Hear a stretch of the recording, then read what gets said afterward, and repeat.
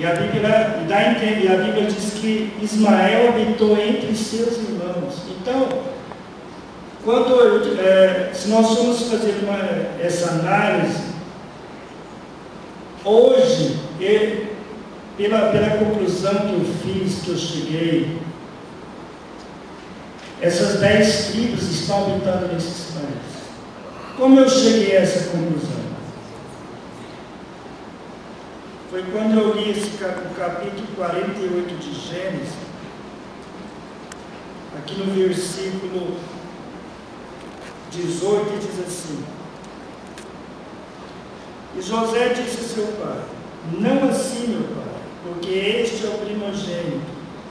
Põe a tua mão direita sobre a sua cabeça. Mas o seu pai recusou e disse: Eu sei, filho meu, eu sei. Também ele será um povo, e também ele será um povo, e também ele será grande. Contudo, seu irmão menor será maior que ele, e a sua semente será a multidão de nações.